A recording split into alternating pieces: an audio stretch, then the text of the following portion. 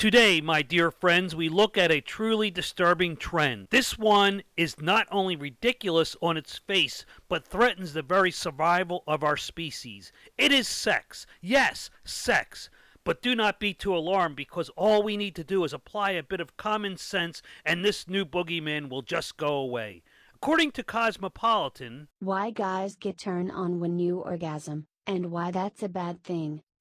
Of course guys manage to make your orgasm about themselves. So basically they are citing a new study in the Journal of Sex Research that says not only do men already have the unfair share of orgasms, but they are, like some opportunist parasite, deriving even more pleasure in seeing their partners enjoy the same pleasure. The study is called, Do Women's Orgasms Function as a Masculinity Achievement for Men? The researchers cleverly refer to this incredibly predictable phenomenon as a masculinity achievement. Yes, of course, since the patriarchy is responsible for all evil in the world, men are now responsible for the horrible fate of women doomed to achieving orgasm. Those selfish, privileged male bastards need to cut this crap out. Due to this insidious practice of masculinity achievement, researchers have concluded that, although it's awful nice of the poor slob to want to see his partner enjoy the pleasure of orgasm, the selfish male pig is now getting more out of the encounter. Imagine that. They say, let's be clear, there's nothing wrong with feeling good about making your partner feel good. It's nice to bring pleasure to your partner. But the researchers point out a sexist flaw in the masculinity boost thing.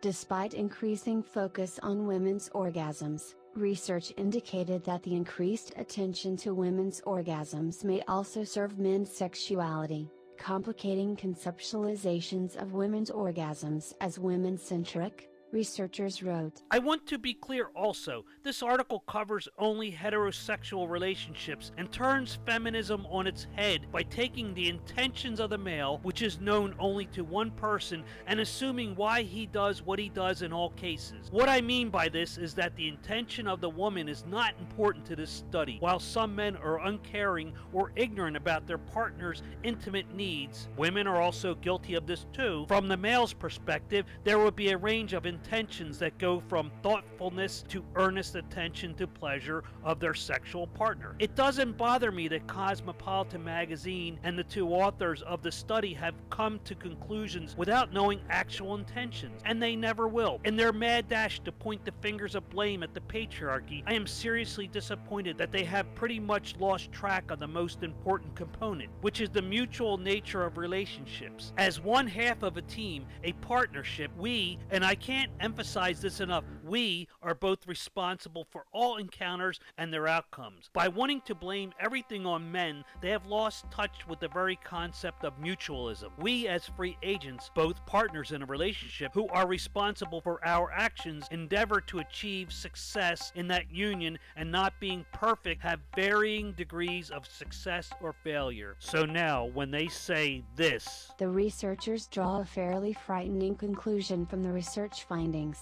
When women's orgasms begin to serve as a masculinity achievement for male partners, the orgasms cease to be about women's liberation or sexual pleasure. They just become another opportunity for men to flex, or shore up their sense of masculinity. They, as feminists, remove agency from women and hand it over to men. Women, of course, play no significant part or have any meaningful role in a relationship, because these feminists have infantilized women by suggesting that they are unable to negotiate their equal part in a relationship. They tell us it is solely the man's intention that are the only important factor in this exchange. The orgasms cease to be about women's liberation or sexual pleasure. They just become another opportunity for men to flex, or shore up their sense of masculinity. And by the awesome power in this male's mind, he can erase any meaning that his female partner feels. Merely someone concluding that he derives additional pleasure from the successful mutual conclusion of sexual intimacy, he has negated anything that a woman has achieved. Even when the female has sexual pleasure, it is simply erased by these selfish, magical thinking powers men possess. But what do you expect when you have this perpetual victim culture making excuses and blaming others for their shortcomings? Think about this very carefully. Having Living your life ruled by what you imagine someone thinks is not the way to live your life. Women or anyone will never achieve the status as an independent human being until they take responsibility for their own actions. It is known universally as growing up. Now that we have breached the subject of independence and sex, we turn our attention to this strange article on the Telegraph. What Muslim women want in the bedroom, and why a halal sex manual is a good thing. While feminist women in free Western societies are too busy being frivolous with worrying about what men think, they might want to turn their attention to those who are actually oppressed. What the men under Sharia law are thinking is deadly to the wrong person at the wrong time. With such references to the enviable freedom enjoyed in the West, such as the film Belle de Jour, you'd think Muslim-dominated countries are throwing a 24/7 orgy. But you will notice that this courageous author of this halal sex manual is required to remain anonymous. Please, in the comments below, tell us why you think this is the case. The author of this article fails, in my opinion, to successfully convince us that Islamic societies are the most sexually free places in the world. With little or misguided knowledge of history, even tries to convince us that Western peoples, of course she refers to them as colonialists, are shocked at the sexual promiscuity of Muslim women, a concept that is contradicted by other historical accounts. Muslim women were then and are still today at best second-class citizens, at worst property of their husbands. Here's a hint: if you're still struggling with having to wear a beekeeper's outfit when in public, that is, when you are allowed in public, are worried about female genital mutilation and child brides, I think the last thing on your radar might be orgasm. I do give the author of this article massive credit though. Unlike the Cosmo article, she isn't worried about men trying to make their womenfolk happy in the sack. Perhaps my favorite part of the whole shock, Muslim women are also in need of sexual guidance, is the response the book's author says she's received from men. They want a book to help them to pleasure their wives. As women, I think we can all say amen to that. And I do believe she is not concerned with such trivialities, because there are life and death issues that challenge millions of Muslim women throughout the world. Next, we'll be talking about girls with strap-ons gone wild. Woman who wore fake penis, tricked blindfolded friend into having sex with her. Sentenced.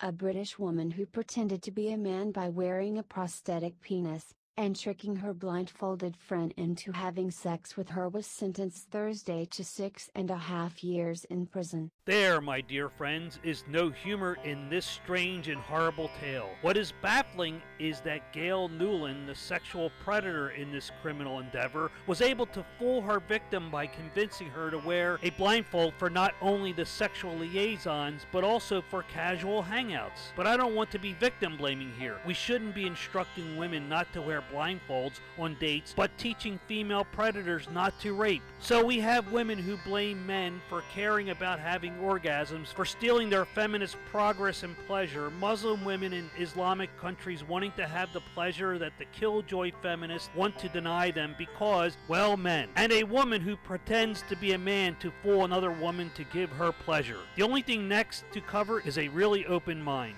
Watch this YouTube vlogger explain why she let her best friend try her boyfriend's penis. According to Lena, aka Lena the Plug, she and her best friend Emily had become so close, it only made sense a threesome with her boyfriend Adam would follow. Well then, it looks like Lena and her pals have something to teach the stuck-up Cosmo ladies about self-confidence and free agency. Girls and guys share their sexual stories with each other. Friends tell each other everything, Lena explained. So Emily has seen pictures of Adam's dick. She knows all about our sex life, she added. I tell her everything, and now I don't have to tell her. Hats off to you, Lena. Hope everything works out for the three of you. They sure are smiling a lot in those pictures. I bet you they weren't worried about blaming the patriarchy for all their shenanigans. The last thing I want to cover in this video is a lesson from good old Captain Obvious. Harper's Bazaar tells us, it's official. Men still prefer women to be young and thin. Now, no one has ever accused me of being thicker than the offspring of a village idiot and a TV weather girl, but I think I could have guessed the outcome long before their exhaustive study was concluded. Women may be loving their curves more now than they ever have before, but apparently some men don't quite feel the same. That's according to a study which focused on different female body shape preferences, conducted by Professor John Speakman. Speakman's team gave men from 10 countries across the world a set of cards featuring the varying body shapes of women, and told to rank them in order of attractiveness.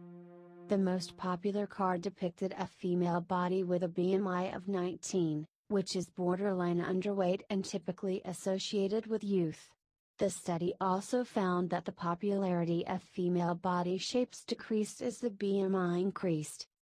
Apparently there's an evolutionary reason for this preference, as younger people are seen as fitter and therefore having a better ability to reproduce. You think? Now don't get me wrong, I have no issues with what anyone considers as beauty, but with this excessive body acceptance underway with strong emphasis on the grossly unhealthy is not going to convince a normal everyday bloke to start liking the fatties. Some do, and bless their little hearts. I do love the way they conclude this. Most likely they didn't get the answer they were looking for, so let's explain it away with evolutionary biology and stuff. Fitness in evolutionary terms comprises two things, survival and the ability to reproduce, Speakman explains.